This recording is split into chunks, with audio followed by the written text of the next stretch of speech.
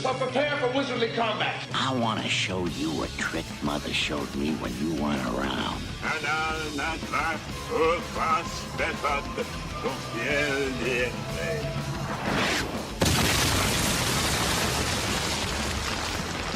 Welcome to Spellburn, a podcast covering the Dungeon Crawl Classics role-playing game and old-school adventuring. It's time to party like it's 1974.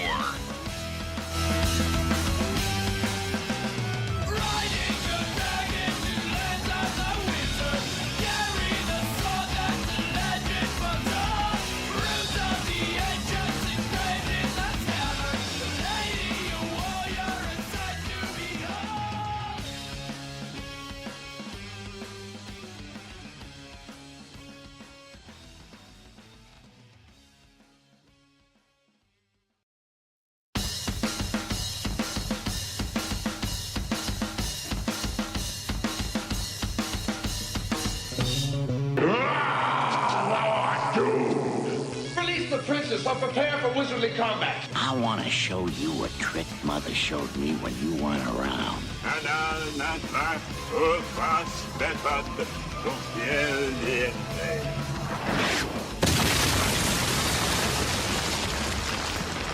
Welcome to Spellburn, a podcast covering the Dungeon Crawl Classics role-playing game and old-school adventuring. It's time to party like it's 1974.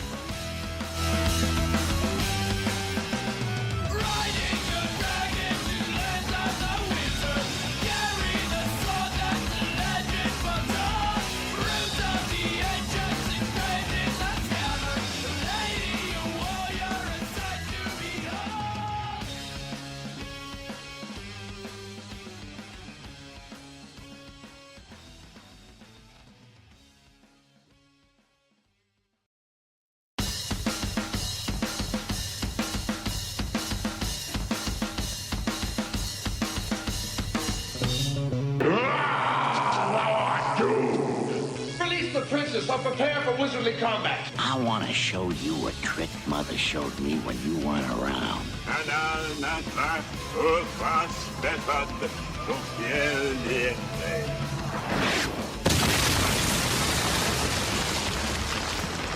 Welcome to Spellburn, a podcast covering the Dungeon Crawl Classics role-playing game and old-school adventuring. It's time to party like it's 1974.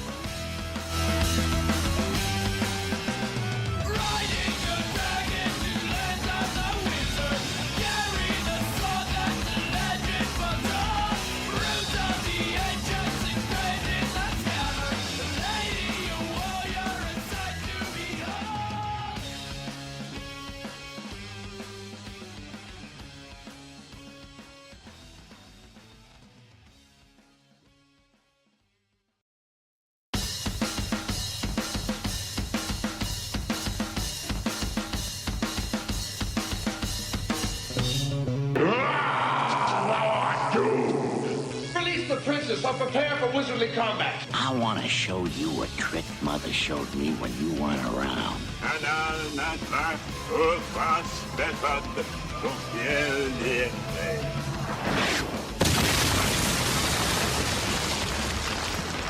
Welcome to Spellburn, a podcast covering the Dungeon Crawl Classics role-playing game and old-school adventuring.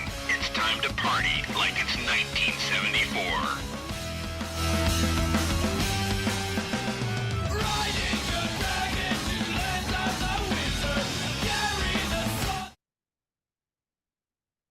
Our next guest has been around DCC RPG for many years. You may know him from the very well-received Tales of the Smoking Worm, from his YouTube show, The Scrivenery, or for his ongoing Earthcrawl project, which he's currently developing and funding via his Patreon. Of course, you may also have said a friendly hello to him at the Goodman Games booth at GaryCon this year, or at many other conventions. In fact, we'll talk about those. We welcome, of course, Judge Trevor Stamper to Spellburn.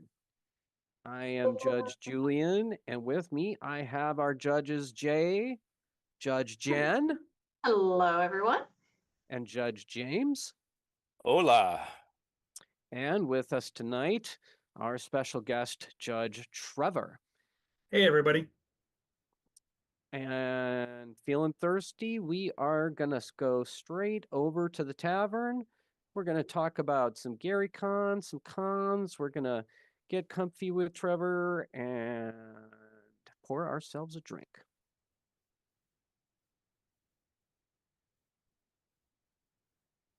All right, here we are in the tavern. First up at the bar, it looks like Judge Trevor. Tell us what you're running, playing, doing, any of that. Sure. I've been pretty busy working. I have a weekly Saturday group where we're just finishing up a Lankmar campaign that is in its fifth year, I think, if I remember correctly. Wow. Nice. We're all about Tell us. sixth level. We own vast quantities of destroyed places that we've adventured through and stuff, and we're coming up to the penultimate adventure in the next couple months. So that's a weekly game that I do with my Are you buddy. running? No, not right now. I have run in the past. We rotate judges on that, and I Oh, rotated gotcha. out. I rotated out about a year and a half ago, and so I get to play. I have a character. His name is Hugruk Santana. He is a wizard, and he has 8 greater corruptions right now. Ooh. He he is I've truly pushed the envelope with wizardry and spent a huge amount of time really plumbing the depths of the ritual spellcasting portions of it and things like this in Lankmar. And so yeah, so he is crazy. He has sentient skin. He's got a demon hand. He's got scars all over him because he's perennially at like 5 physical stats, right? I mean, he's spellburned so much and everything, and willingly takes on greater corruption when he needs to really make that spell work. So yeah, so that's my Saturday game. We play pretty much every week, and then I have 2 other games, 2 Earthcrawl games. I play every other Friday with a home group in person, and we play test Earthcrawl with my friends and family, and then I also just started doing an open game following the pattern of Nick Barron at Stennard. He does a weekly or a biweekly open game on Wednesday nights, and so I do Tuesday nights over at Next Round Games, which is Todd Bunn's follow up to Gateway Games.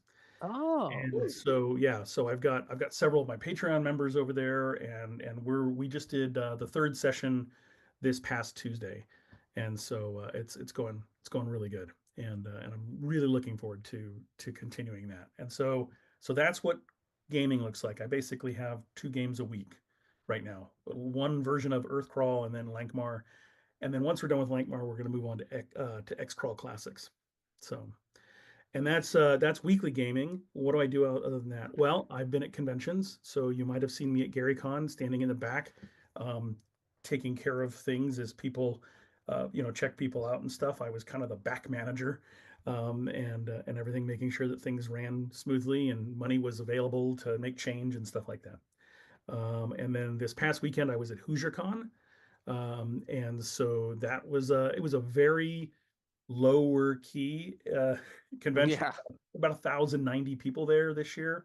Hmm. Um, Saturday was really slow because we got these torrential rains that came all morning. I mean, the rain was sideways. It was just rough. And so I think that brought the attendance numbers down, but it was great. Actually, 2 of my Patreon members showed up Friday morning when I got there and hung out with me for a couple hours. And then there were lots of DCC fans all weekend, so that was fun. I don't tend to play at conventions most of the time. I might get a pickup game or something, but my hearing doesn't let me sit in noisy rooms and really take advantage of a good game session. So a couple years ago, I stopped running at conventions for the most part, unless I can find a place like at a hotel where it's out of the way and quiet. And so that's what I've been up to. And then next weekend, this coming up, I'm in Lexington, sorry, for Lexicon. And so I'll be down there. I think Ed Stanik's going to be down there and a couple other people. So yeah, should be interesting. I feel you on the noise. It can be Yeah. really bad in some of the GaryCon type places, especially where you're really crammed. Although my GaryCon this year wasn't as bad. I guess we'll talk about that later. But I feel you. That's Yeah. one of the reasons sometimes those huge ones are not as attractive as they used to be. Give us 10 seconds about Todd Bunn's new shop. It's in Cincinnati? It's in Cincinnati. It's maybe 3 or 4 miles from the old one, from Gateway Games, which was in Eastgate. It's on the eastern side of Cincinnati. He is now in what they call the Cherry Hill area, which is literally like the next little township burg over, a little closer into the middle of Cincinnati on Beachmont, which is the next major kind of thoroughfare that funnels into the middle of the city. And What's the name so, of it again? I'm sorry, What was the name of it again? Next Round Games. Thank you. And they started really small. It was like he and a partner were there kind of 1 or 2, 3 evenings a week, and they're up to I think 4 or 5 evenings a week now, and stuff. So yeah, it's and they just upgraded their space, so they've got lots of new product in there. And I got to tell you guys, if you're in the Cincinnati area, Todd Bunn just got a stack of DCC modules. Yes, he did. All the way back to like 2016. No, new stuff, but he just got a whole really beautiful collection of older stuff that he is selling for like $3 a module. So, I mean, that's so cheap. I almost bought it all myself just to, have extras. But yeah, he's probably got about a 10-inch stack of old adventures going back to 2015, like the DCC Day stuff and everything, back to 2016, 2015, if I remember correctly. I looked at it on Tuesday and then got busy running and didn't have time to look at it again. So, and the reason I'm so interested, in this thing is just because it's always, Todd Bunn was one of the original really supporters of DCC, and Gateway was critical to that scene with like Rick Hull and Judge Jim, right? Over there. Yep. That's where they So- developed Mutant Crawl Classics and the Yeah. Mutant Murder Hobos, right? As a matter of Right. fact, Todd's one of them. And so, yeah. Yeah, so it's really cool to be there and playtesting Earthcrawl, which takes full advantage of the MCC system and the DCC system as a fusion setting. And so these guys get to see something a little different. So it's been the response has been really enthusiastic. So I'm super happy about it. Well, very cool. I'm so glad to hear that he's back at it, and that's really great. Just to hear about that. Yeah. How about let's see, Judge Jen, what are you doing these days? Is this where we insert our GaryCon recaps? Yes. We had this March Madness thing going on last month. Right. It was crazy. It was amazing. James is going to do a bracket of everybody's GaryCon stories.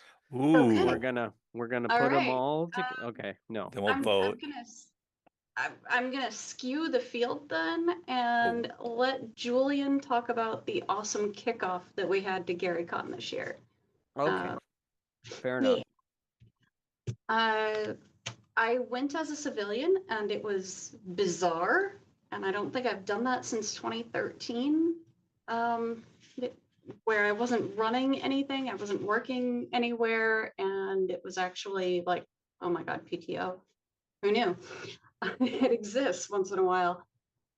So I got to slide into some playtests with Mark Bruner and with Bob.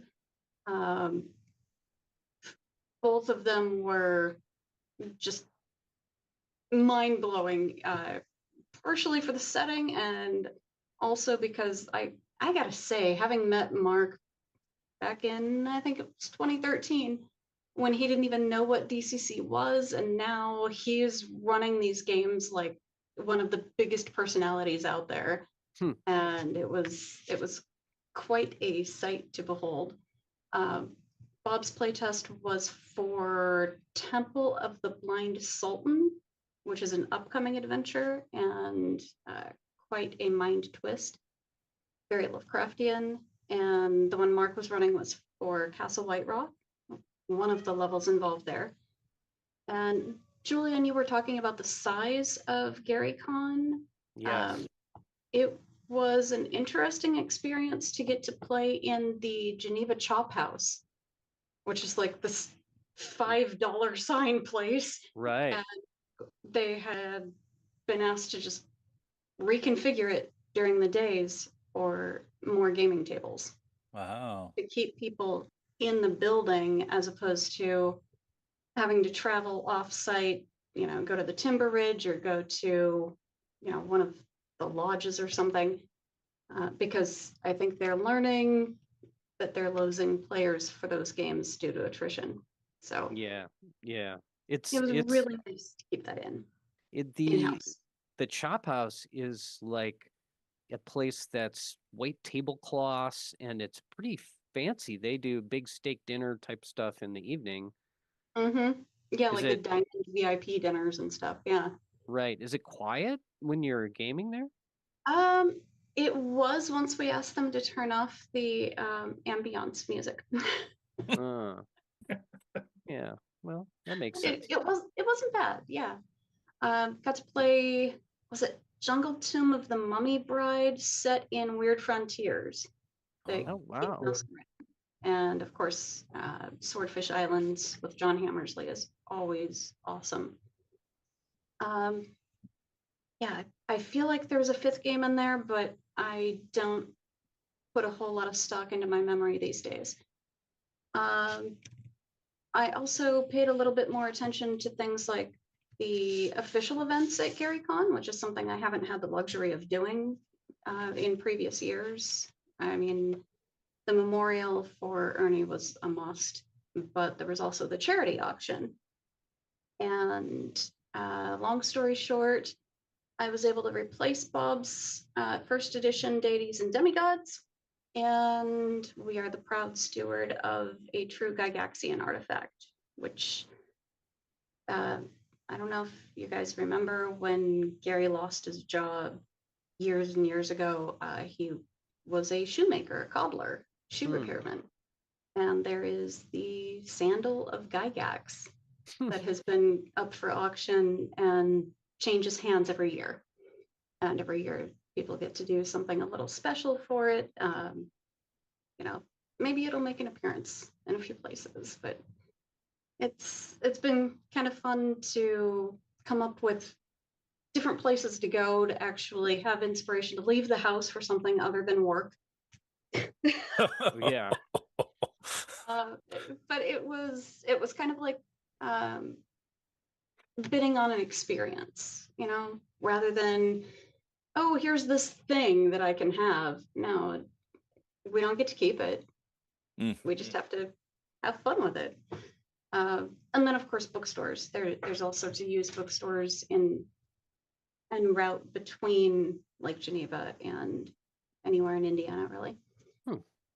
So, yeah, it's been a very full year so far. It feels like a year ago, but yeah. Right. So there's my GaryCon stories. You happy? Yep.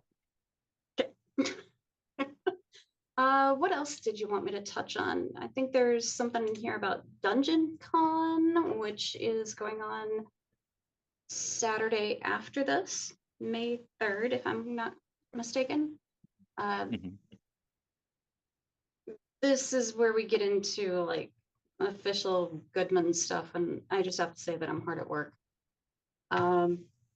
On the fun side, I can tell you that there will be a publication dedicated to Bricky, possibly as a patron. And I saw that on Blue Sky. Bob's players will get a physical copy of it. Yeah, I'm kind of like, hey, hello. Gonna have to get a copy just to mount on the wall behind where Bricky normally sits, right? So help everybody. So some of us know Bricky, but some don't, I bet. So Bricky is? I don't know if Elena has a photo handy. But Bricky is essentially the better part of half a brick, and was discovered in the doorway on our inaugural trip into what is now the Goodman Games warehouse in Fort Wayne. The day that we were moving in, immediately after Gen Con 2022. And something happened where we needed a a rock or something like that. And of course, Bob says, "Oh, I know exactly the one," because we were looking at it on our way in, going, "Wow, what an expressive little brick." And that's how Bricky got their first job, fixing something with its face. And we decided to keep it there for security after that. And it's just been like the little totem or mascot of the place, of the building itself, not so much of Goodman Games, but it, as John Wilson put it at Gen Con last year, it's just the perfect amount of stupid. Well, thank you, John. It's been entertaining, yes. I am really excited to see the program guide for Dungeon Con this year, because it also includes a special adventure, which may or may not have been inspiration for the map of the warehouse. So I'm totally lost on this. Is this like a Gen Con type yearbook type of thing? You know, the Possibly. typical. I haven't seen it in its entirety yet.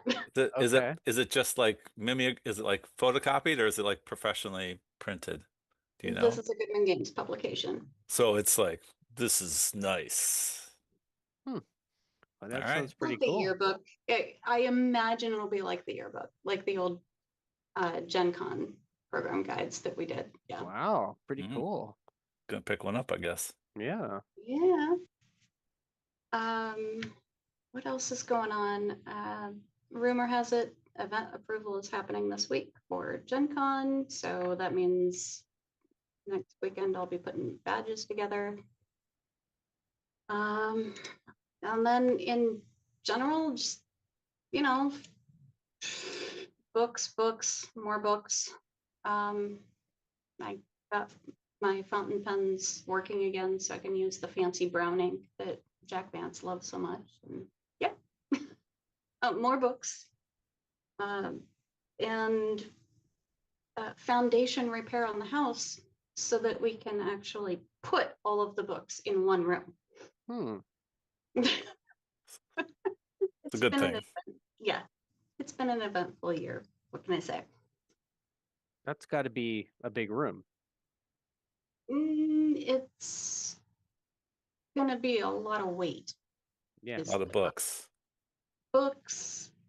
Yeah, I mean, yeah, when you're talking bookcases that are real wood as opposed to plywood and bendy shelves, yeah, it's better part of 4,000 to 5,000 books, give or take. It's a little overboard, but that includes the gaming stuff too, I think. I hope. I really, really hope. Yeah, I did mention that I live with a completist, right? Right. Yeah. We get it. Yeah. So that's probably enough of Genland. What's going on with Judge James? Oh, me? I'm chilling here. It's not chilly as it was in Michigan, but I'm sure it gets cold in Minnesota too. Let's see. So, I miss Gary Con. Uh, just it's my son's birthday, so that weekend. So I just decided like I'm not gonna have too many more with him in the house, or he's gonna be of the majority age and able to do whatever he wants. So maybe I'll see him, maybe I won't. Late stage parenting, you know, uh,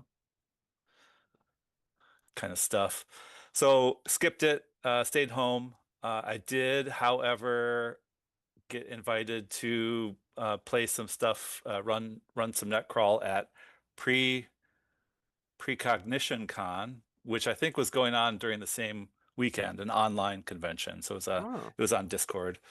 So they gave me a badge and they let me run a game, and that was nice. And I ran Brendan LaSalle's adventure for Netcrawl, the Ash Dawn Incursion, second level adventure for Netcrawl, and that was a lot of fun.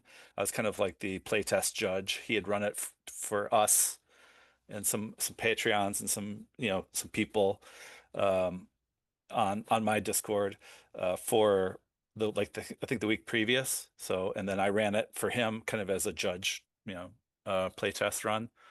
And so he's going to finish that up, and I'm already ordering a map for it. The cover is already done. Frontispiece is already done. As soon as we're done with some final edits, I'll go to layout with that thing. That'll be the third adventure heading through layout out of the 5 that were promised for the backer kit. It was a rough winter, not gonna lie. I don't think I got too much done in January or February on the project. Just existential dread is where I was at. Yeah. But kind of have managed to shake it off a little bit. I'm almost done with the layout for the core rulebook. Art to be ordered, of course, but I've been ordering art all along, throughout the years that's been ongoing. So I'm starting to lay finish art into this thing too. So it's gonna be maybe done and ready to go to the printer by May, which I didn't really think. If you'd asked me a month ago, I'd be like, I'm doomed. But things are moving along pretty good. I got a couple other adventures to get in. One from Brian has to be finished up. I have an adventure to finish up, and that'll be the end of that. And then have to turn to the Arcologies, which is like a world building book, and get that finished up. A lot of tables, that kind of stuff. So good stuff. And then playing with also the local gong farmers 420 group here in Ipsy, and playing Netcrawl. We just finished up a redo of the Court Queen Slumbers, which appears in the back of the ash cans in the betas. So I extended it a little bit, so it's got a little more meat on it. Kind of leads you into the final, and then I'll put that out or give it away, or I don't know what I'll do with it. But at least it's been play tested, and it's kind of a little bigger than it was. But yeah, things are going. Things are getting better. Now, if the government would just like snap to it. All right, Julian, what's up with you, man? Oh, well, I will pick up the thread that Jen mentioned before about our Wednesday night shenanigans in Lake Geneva.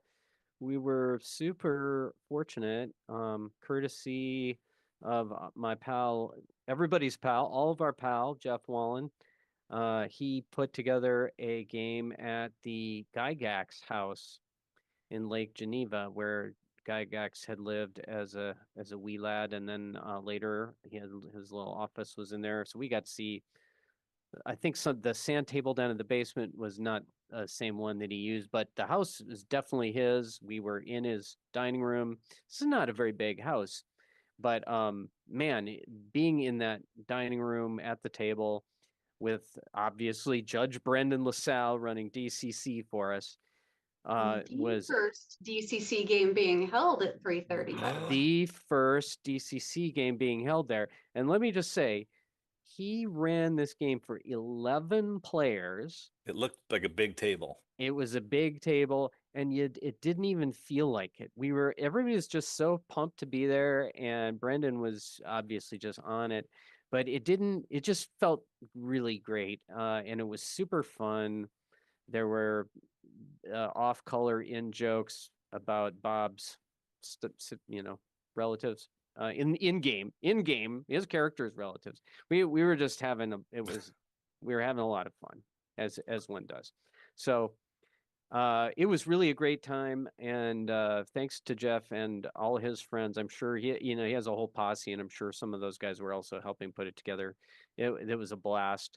So I really I had a blast. I had John Carnes and Gary come with me. They were just tickled to be there, and then Jen and Bob, Brendan, and the whole team. It was terrific. So that was Wednesday, and I ran a couple of a new game called Expedition to Yuggoth that I'm just working on for cons, and Mark Bruner was actually playing in one of the first game that I ran, which was really fun. So it was super cool to actually be at the table with Mark. And not be playtesting the tournament, which, not that there's wrong, because I actually like playtesting the tournament, but It's also, which is something we've done at GaryCon in the past, but just running a regular game and being there with Mark, that was really fun because I don't think we may have never played in just a regular 4-hour con game before. So that was pretty fun. And then we also got to do that Forest Aguirre with Mark friends, Doug and Cammy, just a lot of old friends. It was terrific. Then I ran a funnel game called King Elfland's Treasure, and there were the Elf King's Treasure, something like that. Anyway, I'm not going to go in the whole thing. It's a funnel. It was actually really fun. The second day was really silly and fun. But I will say, I think this might be a first in the funnel. The I believe it was Michael Spreadman. He lost the same character 3 times because they were fighting ghouls. His character died, came back as a ghoul, died again, came back again because he was ghoul flipped, if you will, and then died again at the end. So his one little 0, we're not talking about different characters, we're talking about 1 0 level character had 3 dead stamps on it. I suppose in all the billions of funnels that have been played, this kind of thing has happened before, but it was just kind of silly. So Michael, thanks for being there. Hunter was a lot of fun. I won't go into the whole thing, but he actually his character was crowned the king of Elfland while he was there. That happened. So by asking the obvious question. So good job, Hunter. But I don't know if it really worked out for that character. We had a blast. I thought this was some of the most fun games that I've run or played in. And Sunday night it really wrapped up with John Hirschberger playing some old AD&D with he was running with Alan Grohe and Jim Scatch and those guys, and so that was obviously a lot of fun.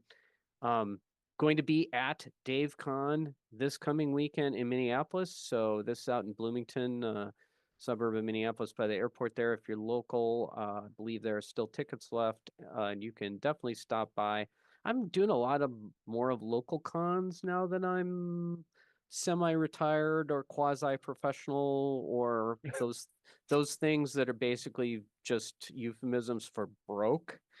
I'm definitely doing a bunch of smaller cons and local cons, closer cons. And so I'll be at DaveCon, I'll be at ArnieCon in October, and of course Con of the North in February. If anybody wants to, hire me, yeah, that would be cool. Or tell me about a really cool nearby small con that's cheap to get to and stay. I'm also interested in that. So give us a shout. All right, I think that's a lot of tavern. Why don't we? I'm well potted. Are you well? You're pretty. Yes. You're looking a little bleary there. Well, let's go over, do a quick crowd burn, and whip through a couple projects that are in the one's in the near, one's in the medium.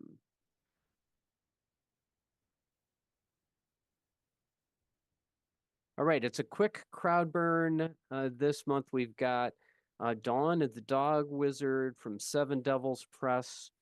It is a 2-act adventure module for level 4 characters, equally inspired by the works of Barbara Hambly and the unique demons tables in DCC RPG.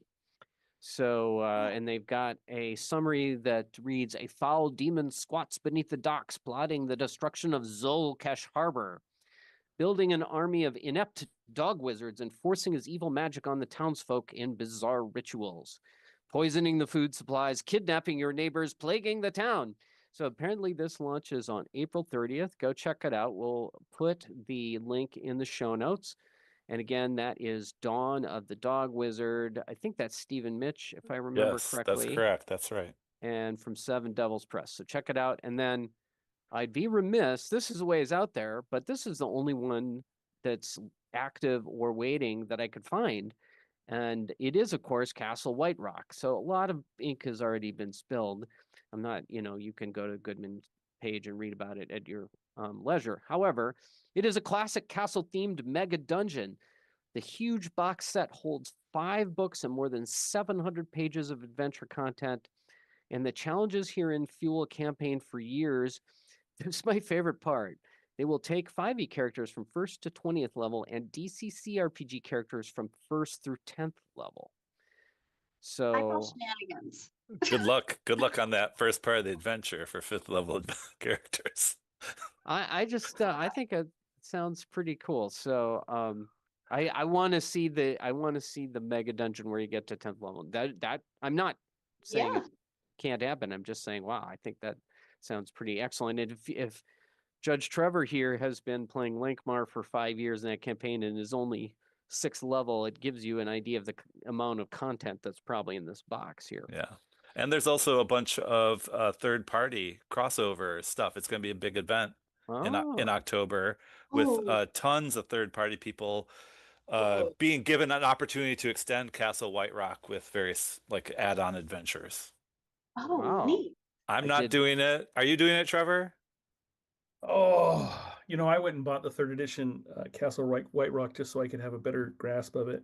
Even though we got to see the PDFs, I'm Yeah. a physical guy, and I have a couple ideas, and I just need to get back with my team and make sure that we can put together a quality product that does what we want it to do. So So I'm maybe from still in a Wait, maybe. We've wait, got wait, wait. So you're telling me that these stretch goals would be completely separate publications? they're not stretch goals. they're not stretch goals. They're There's separate campaigns. every publisher is running their own campaign, Thank and you. So it's like the Pintopia or like Purple it's like the Planet. Adventures of the Purple Planet. Yeah, same thing. Okay. Except these are meant to explicitly hook Tie in to into spots. Castle White Rock and give you additional Gotcha. stuff Yeah. for it. Okay. So instead of So just you being, pick I like a mean, spawn point. yeah, Yeah, they picked up a bunch of spots that are just kind of they left them in the original adventure, and they said these are the places you can hook onto or whatever. yeah. Although you can, my understanding is you can suggest other things as well. Right, exactly. So but the idea is that you could, the nice thing about it is, I mean, Castle White Rock is hopefully going to do really well by itself, but then you can have these other little things that add Yeah. on that maybe not everybody has seen Yeah. and give you a unique twist on the game. So yeah. Yeah. I'm not sure how many people are participating right now. I have no idea myself either. Good luck, gentlemen. Start your engines. Sorry, James. It's not that I don't pay attention, but it's actually not my job. I'm post-production.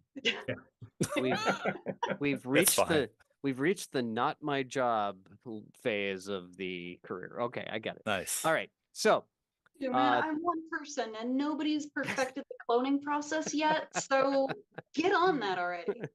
We can all work as a team. Fair enough. Fair enough.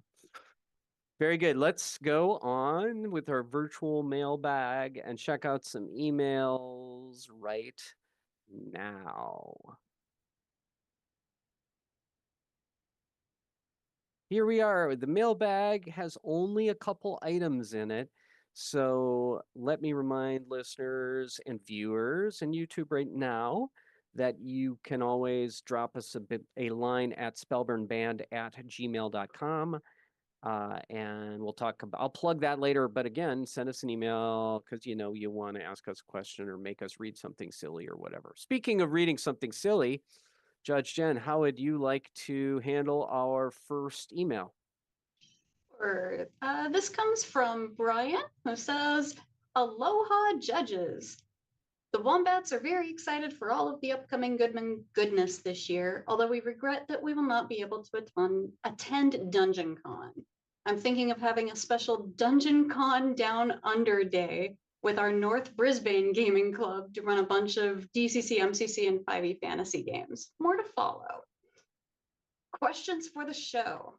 Number one, I absolutely love that most of the traps and challenges you find, or I absolutely love most of the traps and challenges you find in the DCC line, but I realize that many of my players struggle with putting some of them together, especially the complex ones. What tips do you have to offer clues or other indicators for player characters when facing some of these challenges?" Do you want me to finish reading, or should we just hit this one round robin? Let's hit this round robin really quick. Why don't you go first, Jen, please? Luck checks. Oh, yeah. That's Luck valid. check equals clues. Yeah, I like that. What about you, James? Ooh, I don't know. I mean, I figure they can just die. I mean, it's legit as far as I'm concerned. Trevor, Judge Trevor, what do you think?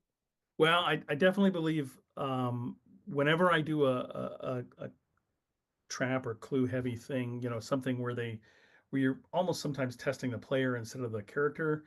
I definitely really do lean towards luck checks, and I have a list of things, sensory cue inputs that will, or if like as a puzzle or a riddle, things to stimulate that character's brain. It's like, hey, this kind of comes to mind while you're thinking about this. Hmm. So I find that it can be really hard. Some people get them, some people don't, and it's very hard to translate that between player and character, right? Hmm. So you may Right. have a character that should know this, but as a player, that's not Oh, your area, and so yes.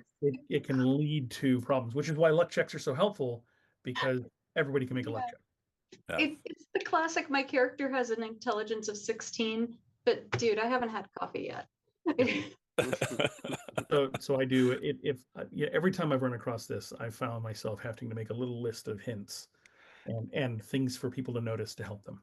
And Hmm. I was just thinking about this with some of the advice that was given to us for the Grimtooth traps writing was like the dwarf could, in certain circumstances, like pit traps and room traps and a variety of kind of like underground like traps, could notice these things.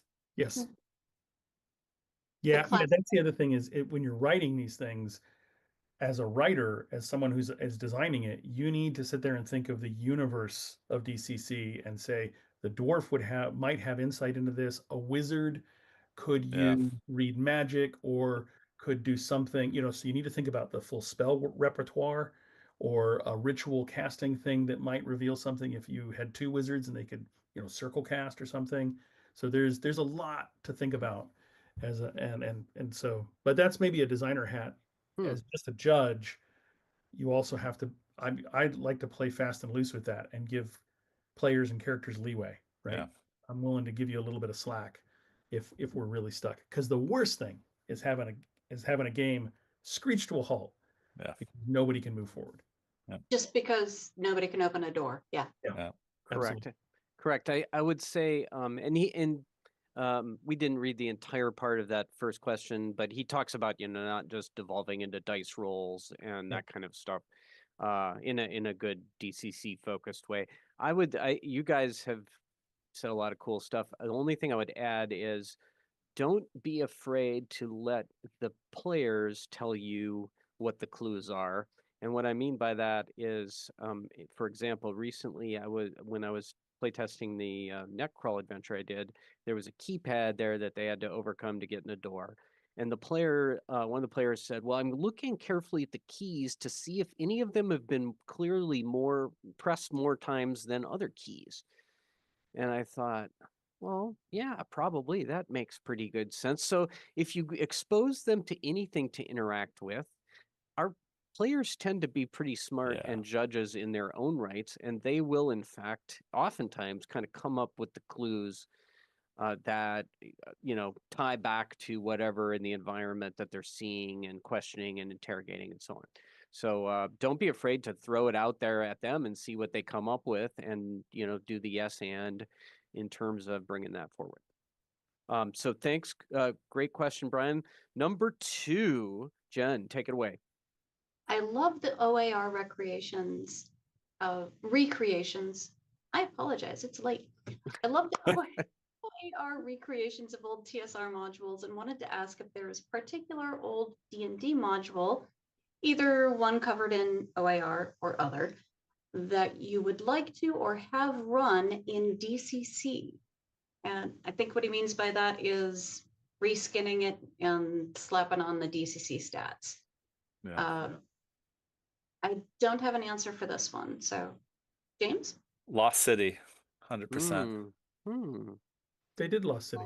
They did. They did OAR, but they did not do a no. DC. Oh, they didn't do a DCC version. DCC. You're right. They couldn't do a DCC. I don't think so. Nope. I would run it as in DCC in a heartbeat. Yeah. Judge Trevor, what do you think? Inferno by Judges Guild. I'm not familiar. What's the 10-second version of that? I mean, it's all about hell. So it's a classic Judges Guild adventure. It literally has, the devil on the cover, kind of in a pose, and it's got an outline of him and everything. It's in pinks and reds. says Inferno. And it is about going to hell. And it's it's an absolutely brilliant adventure. It's lots of fun, and I would love to see it reskinned for DCC. So Very cool. Well, yeah, we'll have to check that out. they're hard to Um, find. yeah. No, that's good to know though. I've never heard of it. So I really am into the hell stuff. We need more hell in our DCC. Yeah. I just could only think of my two favorite things, and one of them is Teagle Manor, as people sort of know. The I other know. one, yeah, and that's pretty fun, especially as a funnel. It would just, Oh, jeez. but well, it doesn't matter anyway. It's so ridiculous. It's a fun house anyway. But the other one I would think of was White Plume Mountain. I think could have a real good DCC Oof. vibe. Yeah. That one or Tomb of Horrors?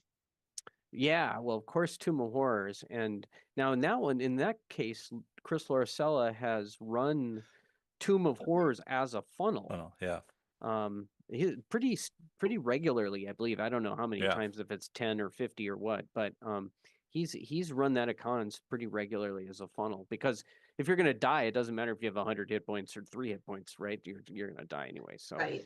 Didn't Jim Wampler run Tomb of Horrors for DCC multiple years at GaryCon and left all the dead bodies where they were? So it was like a living Tomb of Horrors. Oh my.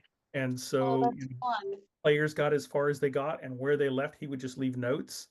And then the next group coming in would encounter all the bodies, or the remnants of people and stuff. That's funny. I don't know if it was DCC, but I think it was.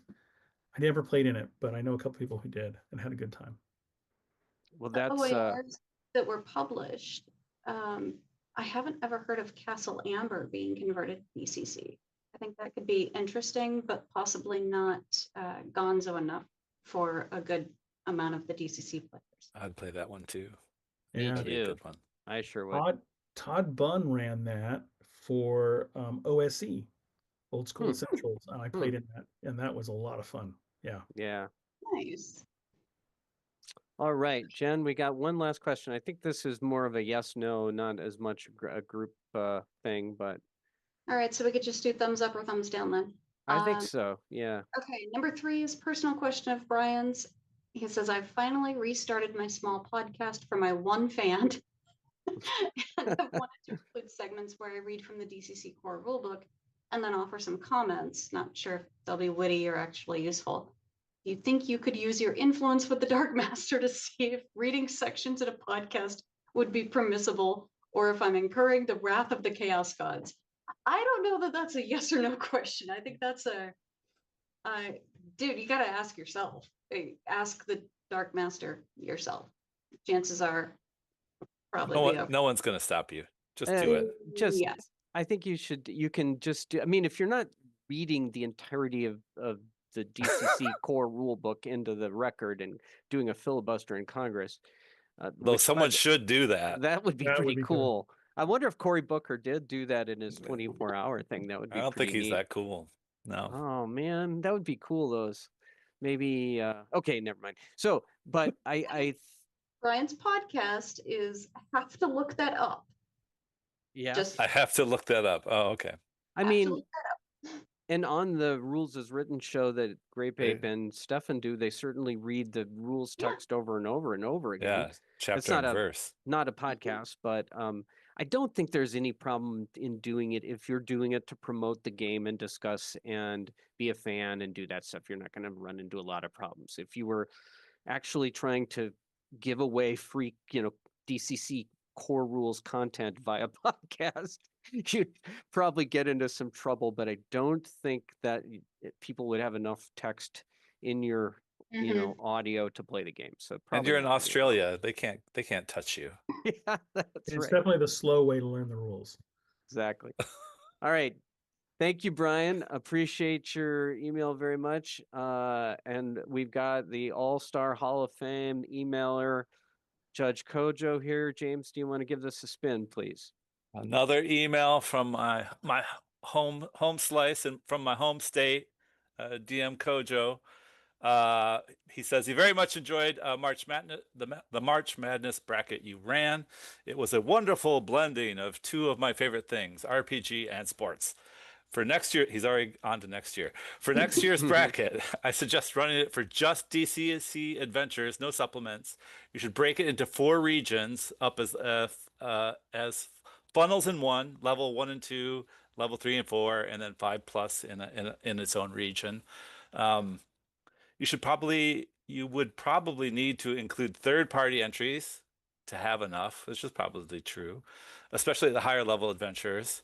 Um, Let's see. I like the nomination process you use for the entry and seeding purposes, and hopefully more people will engage with the nominations next year. Me too. I'll admit that I was a bit behind in following it, and so I missed nominations myself and forgot to fill in brackets with my predictions. No worries, Kojo. You're an all-star. Now true. that you have the concept established, I'm sure people will be more likely to participate next year. Yeah, for sure. And I did participate in the voting, and Carnival of the Damned was a well-deserved winner. Yes, it was. Yes, it was. In terms of scoring brackets, I remember I was like, I have no idea how this works because it's sports and I don't care. But of course, Kojo knows. Scoring for the brackets in the event that you do a side contest based on people's predictions. So if we actually have a contest where we're like points, we care about how well you did, and maybe we give away dumb stuff or cool stuff. I don't know. Yeah. I would suggest a scoring system of 2, 3, 4, 6, 10, and 17, which is what I use for my basketball pools. And I think that means for each round, that's the scoring for each round. Each correct guess in the Right. first round is 2 points. In the second round, it's 3 points. In the Sweet 16, it's 4, et cetera, et cetera. You get where this is going. It's just a Right. weird spread. It's rewarding. Here he says this rewards more points for people getting the later predictions correct, which is kind of harder. Right. Right. Like that first round is easy. Or easier. It gets harder and harder as it kind of goes on. And so rewarding for people guessing correctly deeper into the tournament. Let's see. And so it still rewards people for correctly picking round 1 because they get points. There's shocking upsets. Yes, there were. It was amazing. And then he also gave me a handy link from jellyjuke.com about March Madness scoring brackets, and I'll definitely read that. And he says, in closing, thanks for doing this. It was a lot of fun to follow. My man, DM Kojo. No. Thank you, Kojo. I looked at that link with on jellyjuke.com, which came up as an unsafe site. But anyway, I clicked right on through that and didn't see any whatever. So I will say this. I think, James, you will enjoy looking at that because it's got some serious math going on Oh, there. no. That's a deep analytical going into the different ways you can score it. And we don't need to get into that, but I'll put it in the show notes because people might be interested. Yeah. And jellyjuke.com. You'll change your life. food for next year. I bet they do some other weird math stuff on there. Ooh. So that could be interesting. So now we're on to our main subject. We're going to go over here into the Mighty Deeds. Get your deed dice out. Plan out how you're going to hit your 3 on your D8. And we're going to talk to Judge Trevor right after this bumper.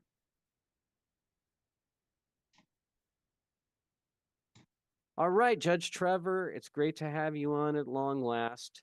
Probably somewhat overdue, but better late than never. Always. So tell us just a little bit about how you found your way into DCC. Well, it's Dieter Zimmerman's fault. Oh, Always is. yes. Yes. Always is. So many years ago, Dieter ran Hangman's Garden, and which was his con module for a long time, and he ran it for Brian Gilkison, who loved it, and went and bought the DCC RPG core rules. Gosh, this would probably have been about 2013 or 2014, and we were in the middle of a Dark Heresy campaign. I can't remember what we were running at the time. Something like that. We're in the middle of another big campaign. I tend to have long campaigns, sometimes 6, 7, 8 years of real life. Nice. So I am not a 4-hour con person. This is that to me is like a bathroom break. And so so that's just I not. don't even know how that works. A It's 4-hour bathroom break? yeah. Well, that's Yeah. my point. It's that short to me. When you're running a 7-year campaign, Oh, okay. 4 hours is no time. I see. And so yeah. So Brian put DCC in the queue, and we sat down and played Sailors on the Starless Sea as a group, and really enjoyed it. And we were done with the other campaign, so we picked it up and just kind of ran through a whole bunch of the early modules, and took over Hero, and and that was that. So Yep. yeah, that's how we got into DCC. Very nice. Now you, if I was internet stalking you as I do to everyone, so don't feel especially threatened or blessed. But as far as I can see, you've got an interesting background in the sciences, if that's correct. It is. And so, does that come into your, GMing or your creative stuff that you do? Oh, absolutely. Yeah, it does. And so I have a master's degree in anthropology and a PhD in biology, focused on um, evolutionary systematics and forensics. So Hmm. that gets really highbrow pretty quick. And I was director of forensic science at Purdue for a decade, and rebuilt their program and everything. So I have lots, and my main area of research focus was human decomposition, something I don't talk about very often. But since you brought it up, Hmm. so yeah, so I spent a lot of time learning how to teach observation and observation skills to hundreds of students at a time, and the scientific method and everything. And it absolutely creeps into my games and my descriptions and the things I do and write. So, and it also, by the way, gave me a huge background in writing, right? I mean, I have got 15 or 16 publications out. I've got 2 or 3 forensic workbooks in the works that I will finally apparently get finished sometime soon. They should have been published about 5 years ago. And COVID got in the way. Hmm. And I've got a couple other textbooks that I need to finish writing. And so, yeah, so I've got a lot of writing background from a technical point of view. And I spent a lot of time getting completely torn apart by editors and free reviewers, right? So I Hmm. don't know if you know what the academic publishing system looks like, but you put an article in, and maybe they'll let you say, please don't pick this person to review it because they have a grudge against me or something. But usually you don't get even that. They'll pick 50, 3 or 4 people. Those people will review it. They will send back scathing comments. And I mean, my first publication, one of the reviewers sent back over 310 comments on a 5-page paper. Good Lord. Okay. Wow. Whoa. So once you've had to work through Did any of them 310, have merit though? Did any of all them? of all of them had merit. That's the point, right? Ouch. And so when you're writing that kind of when you're doing that kind of review process, my job then is to respond to it, and you have to write a side paper that Oh, wow. point by point goes through and says, reviewer point number 1, we agree, we disagree, this is how we're going to solve that. And you're allowed to refute it. So sometimes the side argument is pages long. No, we totally disagree with this author because of this, this, and this. And this is why we're framing it the way we are. You're making an argument as to whether you should keep that piece of information or not. And so, yeah, so I learned a lot about writing, and I learned a lot about clear writing, and not, and from people who have as much or more expertise in the topic that we're talking about. Hmm. And so yeah, and it really paid off when I run games. So first of all, I can run a great death scene. Hmm. um Right. Secondly, I can really tell you what happened to a body. And so I have had players run screaming from the table before, completely, oogied out, as I'm like, this is what you see. And so yeah, yeah. Do do you have like a problem with the way undead are handled sometimes, where you're just like, that body just wouldn't be that intact after 2 centuries or whatever it might be, that kind of thing. Oh, it's an interesting question. I've never had that problem because it's magic, right? It's It's magic, yeah. supernatural. But what I do think about often is I add a lot of details about what a body should look like, Hmm. and way more than you really need. But but yeah, so I mean, yeah. My players would definitely tell you, especially my long-term players who have been with me for a decade, that there is absolutely clearly what I did for a living had an impact on the way I run games and what I write. So yeah, so trigger warning for your Trevor Stamper Con game. It's coming up soon. Bring X cards. Yes, bring it. Well, bring a, if you some people like that stuff. If you're sensitive, Oh. fair enough. Let's talk about Tales of the Smoking Worm. I think that's kind of where you burst onto the scene. Yeah. It's terrific. I've talked about it on the show numerous times. The Cthulhu patron, the production values of the zine itself, which are phenomenal. And we should talk kind of about, because you're real into the physical product and actually the bookmaking, and you've been studying that and doing stuff. So I want to talk about that a little bit. One thing I wanted to highlight was just going through some of the older issues recently. The rites and rituals system that you put forth, I think in the first one or the second one, I can't remember which one. First three. First three. It's really interesting, and I would point people to it as what I call here in our notes a different twist on the DCC magic system. And you can correct me, Trevor, but it's basically like casting a spell with a much lower action die, but you can boost your action die in the various ways of doing sacrifices, using spell components, having more people participate in the ritual. So there's dials and knobs you can adjust that bring in that very flavorful sort of Appendix N and traditional kind of folk magic or whatever that I just thought was really neat. It's kind of the extension of DCC in a way, right? It's exactly the extension of spellcasting. It was designed that way, and I've never really gotten to talk about rituals and relic and everything. So let me just point out that Michael Curtis, I think it was, that wrote the I forget the name of the adventure where they're crafting the ring. Oh, the making of the ghost ring, I Making of the believe. Ghost Ring Yeah. has a spell in there. The ritual has basically the spell casting, the spell to make rings, and it actually. I didn't come across it as I was writing the rules, but I came across it while we were editing the rules because Brian pointed it out to me, Brian Gilkison, and his DC values and everything for target numbers and stuff for crafting the ring completely line up with the rituals, and so that gave us a really good feeling that we were on the right track. Hmm. First of all, I would say that if you were a wizard, or even if you're not, you should go read DCC RPG rule page 125 and 126. 127 is important because it has a list of spells on it, but 125 and 126 has the ritual casting section. Right. And most people don't read it. Yeah. Yeah.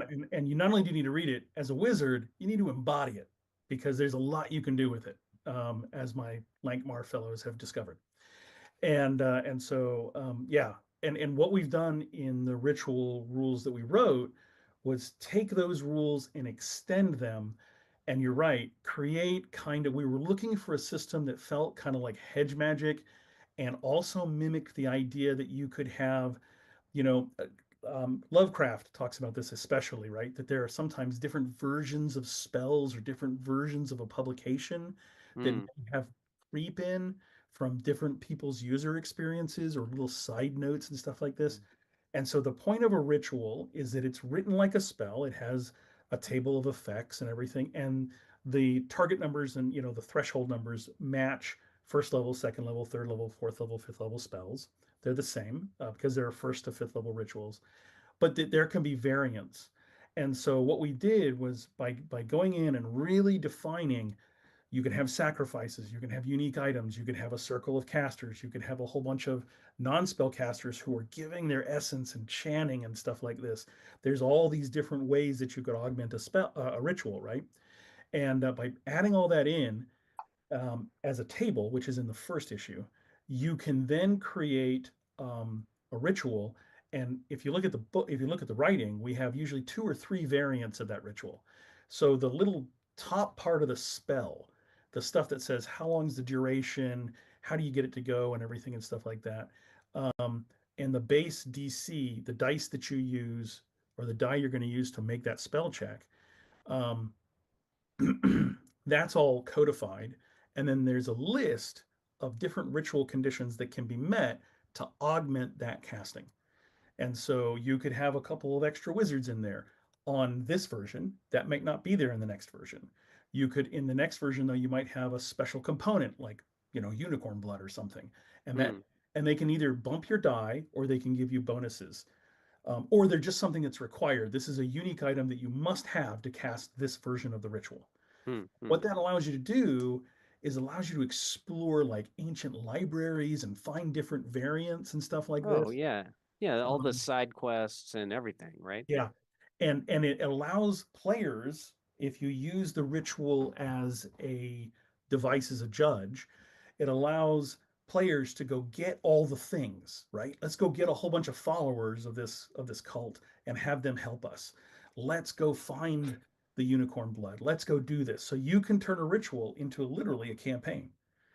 But it's also a bit of resource management, right? Like the players then have a choice to be like, we could get really obsessive and get all these things and jack this thing up to plus 20 or whatever, or we could take our chances, do less of that, and devote more time to plan B over there. But anyway, it lets them have their hands on the dials in a different way.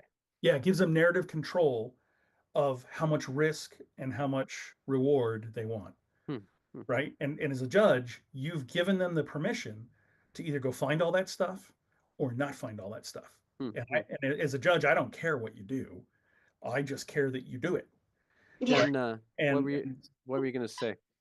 I was just going to say, I'm really loving the past 5 minutes or the soliloquy of Trevor's here, because not only does it show people how passionate he is about the game, I mean, DCC and Magic in particular, but he also phrased it as, this allows the players to go on this quest and go do this, as opposed to it forces the players to go on this quest. There's a huge difference in the psychology of how that's phrased even. And I know so many players who rebel against being forced to go do something in order to do the next thing, which is, whatever. So I can tell that this frames things in a much different way, and I think will be a game changer for some of the players as well as judges. Yeah, I have a kind of a rule as a judge. Or as a GM in general, I never force players to do anything, but I do respond to their actions. And so players and can do whatever they want with their characters. I honestly, like I said, I don't care. But I'm going to respond to what you do, and there are always consequences. And so and it's that's my general mentality, and I guess my philosophy of running is that I'm happy to go anywhere you want to go. That's not the problem, and I can ad lib all day. And literally, I have run campaigns for years off of a single 11 by 17 sheet of paper. So this is not the problem, right? But yeah. I think the ritual rules give a lot of scope to the imagination. I was looking at the Hangman's Garden, which is one of your monographs, and then also you'd provided us a digital the Krampus adventure, which is much later, I believe. Pretty recent, right? Like last year? So it finally came out in this spring. Yeah. Okay, great. It's taken me over a year to build it. And It's those complicated. So you're up to how many Smoking Worms, and then you've got so far 2 of these monographs, is that right?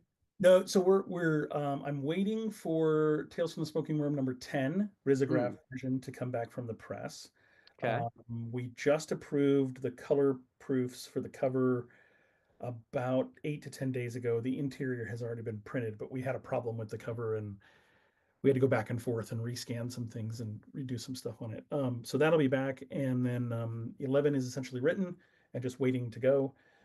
Smoking Worm Monographs, which is kind of a sister publication, is an exploration of how to, for me, it's a personal exploration of how to design and present adventure material or settings or places in a way that is maximum user friendly for the judge and the player. There are three of them. There's the Bell Trolls, which is the first one, 1.1, volume one, number one. There is the Hangman's Garden, which is volume two, volume one, number two. And then there's Krampus Comes to Kost Boderham, which is volume two, number one. Yeah. And the Hangman's Garden, which is the one that I have, the physical one, it has these crazy cards for the NPCs and monsters and stuff like that, like like really beautiful stuff. Thanks. Yeah. As a matter of fact, it does, and it's the last product that I printed cards with another person. Going forward from Krampus onwards, so far, everything is now printed by hand.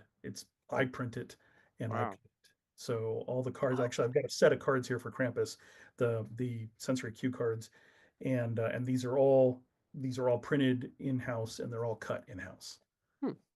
So yeah, Krampus is a massive endeavor. So the folio cover on it, which has got this wraparound cover, is silk screened on both sides, by us here over Christmas, and then sitting inside that is the risographic book, the actual guide to the adventure, which you guys got to see, and then there's 40 cards, 41 cards. Wow. Like 31 of these small poker-sized sensory cue cards and everything, or 30 of them, I think. Yeah, and then a time tracker, and then 9 adversary cards. I don't think everybody quite understands that Trevor actually has a printing facility. And a tri-corner hat and all that stuff. Right. Yeah. Yes, I have a lot of vintage binding machinery. Just right after 2021, I purchased a retired bookbinder's equipment, all the equipment in his shop, and I've been slowly refurbishing it, and then using it, and that's the fun part, right? And then and actually, so I live here in Cincinnati, and I have several acres, and we have a barn, and we're now in the process of converting part of the barn to the bindery, and everything, because I've been renting a space to keep everything in, and we're out of space. And so one of the things that you learn is you usually probably bought too much stuff, and now you need to pare down to the things you actually needed. When I started this whole thing, I've spent 3 or 4 years now learning how to be a bookbinder, and going to workshops and learning how to marble paper and how to make things. That's the thing I always should have done, I think. But yeah. So I have lots of equipment, but I have to tell you, you don't have to buy a lot of equipment to do what we do. I mean, I talk on my Patreon about how to make stuff from scratch. I talk on my YouTube channel, Blind Visionary Publications, how to, and there's not much on there, but whenever I'm working on a project, I put up little videos. This is how I'm making this. This is how we're doing this. Kickstarter updates always, feature some new technique, and I usually document that pretty well, and then those end up on YouTube as well. So, well, we're gonna move on to Earthcrawl because there's a lot there to discuss. Yes. But I will say, I mean, we could probably, I'm sure, obviously, we could talk about the printmaking stuff all day, but don't have to talk about it. Just buy his stuff and see for yourself. Get the physical copy in your hands, because the covers, the paper, the color, it doesn't feel like a regular zine, like the kind of junk I would put out. God bless me. And there's nothing wrong with the punk rock, something that was printed at a Kinko's in 1979 either, whatever. I mean, it's all good, but it's just like a little different experience. You got to see it for yourself to understand what we're talking about. So see it for yourself. All right, let's talk about Earthcrawl. Just give us what's the kind of the 30-second overview. This is, and you're doing this on your Patreon, if I understand. That's right. So Earthcrawl is a fusion, a 100% fusion of Dungeon Crawl Classics and Mutant Crawl Classics. Both rule books are necessary to play the game. It is a post-apocalyptic, dystopian, science fact game. It is set 270 years in the future, approximately. They don't know the exact date. And I think Jen's got some there because yeah, Bob supports me on the Patreon. Yeah, yep. So this is a little handout we just finished on rad muties. We can talk about that. And Right. the setting is that the Yellowstone supervolcano exploded, erupted in North America. And if you look at the NOAA projections of the Yellowstone supervolcano, it will be catastrophic. And especially the upper projections on how bad it could get. And it basically wipes out most of the United States, right?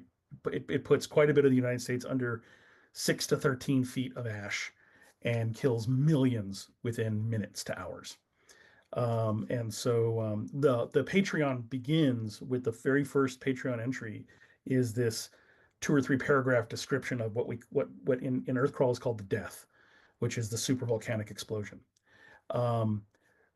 That creates a power vacuum, which creates a whole bunch of internecine war, limited nuclear exchanges and things like this. And the people who survive that, as far as we know in modern Earthcrawl, are people who were in space because it's set up, that the supervolcano occurs about 70 years from now. And so, there's orbital colonies. There's about 10 to 20,000 people in space at the time this happens. And then we jump forward 200 years, and those people are on these kind of mega colonies. We call them R colonies, big rotating colonies, systems and everything. And if you look at it, and this is where the science fact comes in, if you look at the system, what's going to happen in that kind of a situation, the Earth is right there. It's the easiest thing to go get stuff from. And there's a whole bunch of essential goods that you can't get without a whole bunch of effort to go out into the solar system and get it. So it's completely true that you can go get, semi-precious and precious metals and things like this and gems and everything. And you can get all these things you would need, silicon and everything, to go continue to build things and keep your colonies running. But that's the expensive thing. The cheap thing is to go back to Earth and send people down. But it's super hazardous because you have biological agents that have run rampant across the globe. You have lots of chemical agents that have run rampant across the globe, and you have radiation and stuff like this. And so, as far as the colonists are concerned, the Earth is this just wasteland. And you play the characters who unfortunately get sent back to the planet to recover things. And so it was designed, the real impetus, to put it in one sentence, is it's like Indiana Jones meets the apocalypse, right? This idea that I had was, one of my favorite movies is Raiders of the Lost Ark, and it was like, wouldn't that be cool if you were doing that? But it was after the apocalypse, and you're going in and you're looking at stuff, right? Which is kind of what's going on in Raiders of the Lost Ark, because Egypt has had an apocalypse, and its civilization is largely gone, and now you have modern people going in and uncovering stuff, right, including mysteries and supernatural things and stuff like that. And so it's very much Indiana Jones meets space. And then the science fact part is since I'm an academic and I spend a lot of time thinking about science, is we take what's currently happening, and in different fields, robotics, biology, science, technology and stuff like this, and project it to where it would have been, or where I think it'll be when the supervolcano happens, and then say, okay, so that's where it stops, and there's maybe a little retrograde, and what does society look like 200 years from now?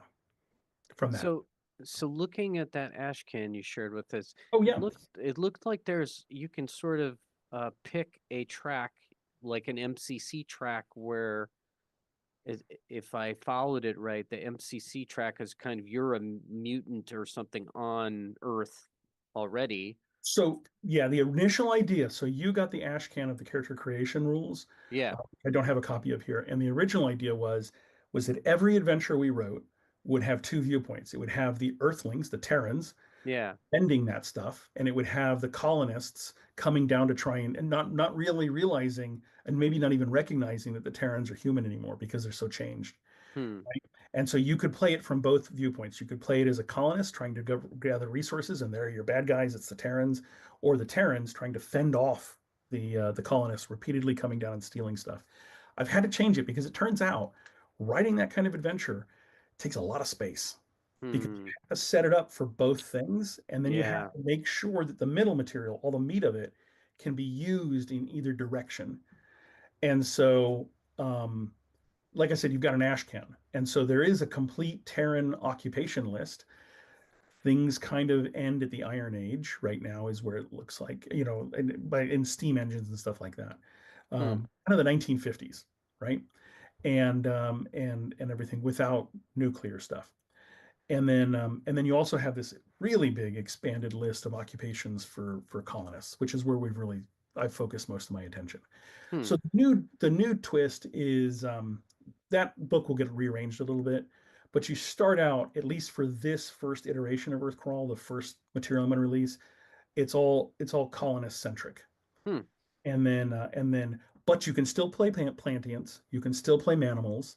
I mean, if you follow science, we are merging genomes all the time. Woolly mice, dire wolves. We just found the first vertebrate animal that actually consumes plants and saves the chlorophyll, and actually actively puts it into its cells and uses chlorophyll in order to photosynthesize. Hmm. And so that's a plantian, right? The idea is what you see in MCC as a plantian is what happened over 10,000, 20,000, 30,000 years later. This is the dawn of plantians and the dawn of manimals. What does it look like, and how does it work? And those will play big roles in the backstory of Earthcrawl, Hmm. if people want to see it. And And if not, it'll be there anyway, but you'll work it out. you reading some of the stuff, you like lots of references to lots of different products, right? Like Yeah, not just the two core books, but like tons of third party stuff that you're kind of constantly pulling in to kind of augment what you're doing, with your own work, which I that's think right. is cool. Yeah, yeah. So like, Terror on the Stratosphere Yeah. is completely integratable into Earthcrawl, and I assume, I tell people that, and I assume that if you want to use it, you can, and I just reference it. And as a matter of fact, I've reached out and made sure that that's okay, and shared some of that material so that the different authors can see how I'm using their material. And one of the things from Tales from the Smoking Worm is that you'll know, if you've read A Smoking Worm, is that we reference things all the time. It's an academic thing. I actually think like that most of the time, right? And put references and citations into almost anything I write. And so it's just a natural extension of writing for me. And so yeah, we reference everything, because the goal of Earthcrawl is not to write weird frontiers. Not that there's a problem with weird frontiers, but it's like really big, right? It's a big Yeah. 900-page tome, and I'm trying to write a core, a setting guide that, in its uh, first incarnation, what the plan is to release it as a box set with basically 3 Tales from the Smoking Worms length texts, kind of like Traveler. We're using Yeah. Traveler, the original Traveler, as the model, and because I love that stuff, and so there is a player book, there is an equipment book, and there's a judge's book, and that's the core of Earthcrawl at the beginning. Hmm. And there will be an adventure as well. Well, it won't be an adventure; it'll be a delve. That's a whole nother story. But yeah. So, and then that'll come in a box, and the box will be big enough that if people like Earthcrawl, and it does well, I'll add extra supplements. We might go and highlight each colony, for instance, or we might look at the moon, or we might look at Mars, which have colonies as well. And Yeah. so, yeah. Did you, since we're talking about Traveler, did you keep in the ashcan? I saw that you can actually, somewhat like the famous Traveler character generation routine, you can, you go into the service and then you do X tours of duty, and you can actually die in a tour of duty while you're generating your character and have to give up and start over.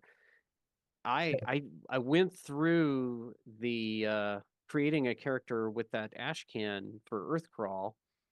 I didn't die, but I did go through I did randomly generate some life events, which was a gamma radiation accident, Okay. which got me a mutation, and then I got promoted at work. Hey, Awesome. my uncontrolled empathy, actually, that I scored on in the accident, seems to have really keyed me into how my employees were feeling, and then I got promoted because of that. So you got to like it. But are you keeping that same? Am I reading right that that's a very traveler influenced Yep, it's a type? very travel. So Traveler then expanded that in some of the Traveler source books, right? The core books that were focused on specific classes, essentially, right? Hmm. But yeah, so the idea is that you make a character very similar to what you would make in DCC or MCC, a 0 level, or 3 or 4, and then there is an additional step, a life history track. And so one of the things that I really liked about Nick Barron's standard setting was hunger and debt. And I'm like, oh, this is great. But I didn't want to use them together. And so if you're a Terran, if you were starting the game as a Terran, you could start out with hunger, which is going to motivate you. It's what I saw when I play in Nick's games. And then in the colonies, everything's about credit and debt, right? And so every occupation has a credit rating, has a credit score. It's essentially a D12 minus a modifier, and that gives you some variability. You could be an electrical engineer who's 18 years old and has no debt. You've done well, or you could be the 18-year-old who has lots of debt, and that debt is really important. It changes the way you relate to the society. And part of that is the expression of life history. So on that initial debt roll, on that initial credit roll is what we call it. If you're in debt, if you have negative credit, for each negative score point, each negative point you have to roll once on the life history table. The life history table is a D30 modified by luck. And so different things can happen. Gamma irradiation, you get a job promotion. But here's what I want to point out, Julian, you just absolutely did what you're supposed to do when you roll in that life history table. I gave you no other prompting, and you created a background for your character, and you strung those life history events together, and that character had more meaning to you than without it. And I don't give any there's no judgments in those. They're just events. And every time somebody rolls one, and sometimes they have to roll like 6, right? And by the way, you age 5 years for every time you do that. Yeah. And so you could have a 50-year-old who has lots of skills, but also has lots of these life history events and has been through a lot. And that's still a 0 level character. And so I wanted to show age range and life history, and I wanted players to have the narrative scope to do things. And I have never seen a player not, as they're rolling those things, string those together and give themselves a life history, right? They create a narrative. It has nothing to do with anything they wanted. It has to do with what they rolled randomly. Yeah. And it takes seconds, right? Within a couple minutes, you have a backstory for your character and a rationale that didn't exist, that wasn't forced on you, and it's your unique making.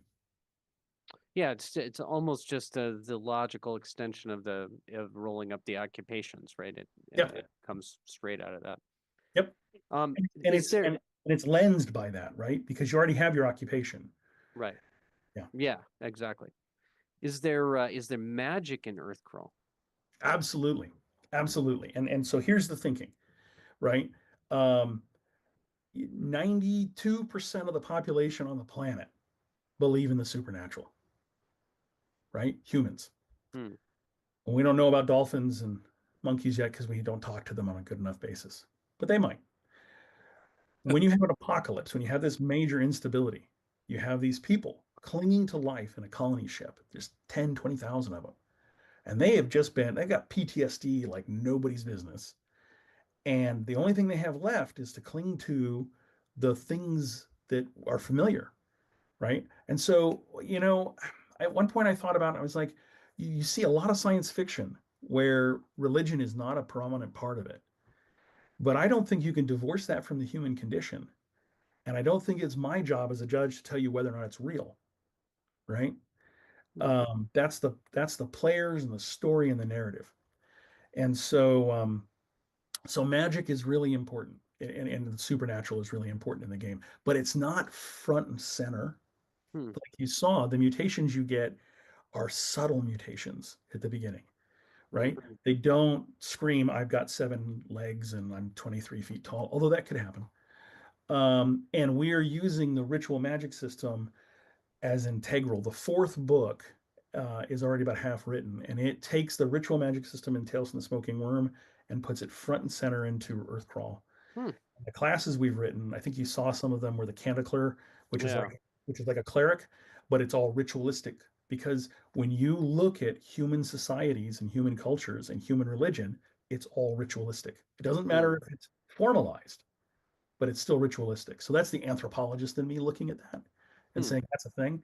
Yeah. There's a class I didn't share with you called the Math Magician, and think of that as like kind of like the Ninth Gate crossed with Indiana Jones, right? These are Hmm. people who seek out occult tomes and they're trying to stitch together those rituals. And as a matter of fact, they gain advantages by having as many different versions of the same ritual as they can get, right? That gives them further insight into how to cast that stuff and how to make it happen. Hmm. Stuff like this. Yeah. So you can play a wizard. You could play a cleric. But what I'm suggesting is that you try the alternate classes Hmm. and everything. And so spell casting is not spells. They still exist, but rituals are what you find and encounter most of the time. Hmm. Hmm. Well, we could talk all night, but I think Alana wants to go to bed. Um, Really, so Oh, Trevor, me thank you too, for though. I bringing mean, Yeah. thank you for bringing your passion, though. This is no, this is great. This a is nice great, and inflow. we're just scratching the surface. So no, terrific stuff. Before, as we're gonna wrap this up, last question or request. Judge Trevor, tell us about the Patreon. Oh, so the Patreon is where you can be front and center, immersed in Earthcrawl, and as a consumer, get a front row ability to voice your concerns, your interests, your votes of support, or your constructive criticism. I take it all, and we work through it as a team. And so, I do there's a free version, and you get to see kind of 90% of what's going on. You don't get the physical products. That's a $10 pledge, and you don't get the PDF projects at the free one. That's the $5 pledge. You get PDF versions. And everything. And so, yeah, so the Patreon is there to support me. 100% of the Patreon money goes to art.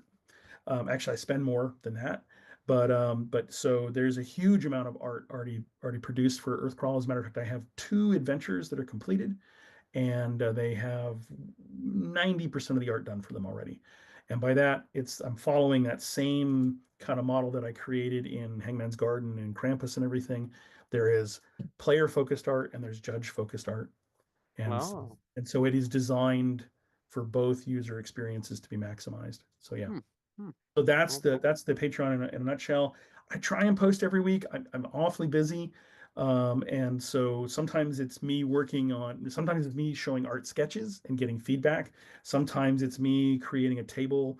Like this is the Rad Muty table, which allows you to create an irradiated mutant off of the Men and Magician chapter in DCC. There's just a table that augments that and irradiates them and makes them cool and looks like they've survived the apocalypse. Sometimes you get a robots article, section of the rule book, which is like 12, 15 pages long. So yeah, it all changes. And the next class to come up is there's a vampire class, the hmm. vampire, um, which is an homage to Peter Watts's Blind Sight. And then the next thing coming out beyond that is the first delve, which is a location based discussion of it's basically a location and you can plug it in anywhere. So Cool. Yeah. Well, Trevor, we will link that in the show notes. The Patreon's what's the name of it? It is just Earthcrawl. So you go to It's just Earthcrawl. patreon.com and look at Earthcrawl. There you go. Yeah. I think it's actually patreon.com/Earthcrawl. Okay, well, love it. Thank you for being here with us, Judge Trevor. Sorry, it feels like this is much overdue because we could have done a smoking worm one like 5 years ago. But on the other hand, we got a big meaty episode with a lot of stuff and a lot of new Earthcrawl stuff. So I don't know. It was kind of good that we got to do all of it. So Things happen when they happen. yeah, no, I'm happy about that. If you loved hearing from Judge Trevor, see him at your local con. He's at a lot of the cons around the Ohio area, it sounds like. And as always, we are going to thank our patron AI, Judge Jim, for all the hosting and maintenance help for our website, spellburn.com. Also, thank you to Judge Bob for all the help with editing, maintenance, and so on. If you're listening, you find issues with old podcast episodes, let us know at spellburnband@gmail.com. And also, the mailbag's getting a little low. So if you got a crowdsourcing thing you want us to plug, you've got a Spellburn topic you'd like to listen to, you've got a guest you'd like to hear us quiz, you got some random questions or how you doings or whatever, email us at spellburnband@gmail.com and we'll probably highlight you on the next episode, depending on how many we get. Mega thanks to Glitter Wizard, Loot the Body, St. Karloff for permission to use their music. And then that's pretty much it, except for any parting shots, Trevor, Jen, James? Come find me at a convention, and I'll probably have some Earthcrawl stuff that I just hand out. Got to ask for it, though. Love it. Love it. Nice. It's the secret menu. That's right. All right, folks. Well, appreciate you listening to Spellburn and game on. Nah.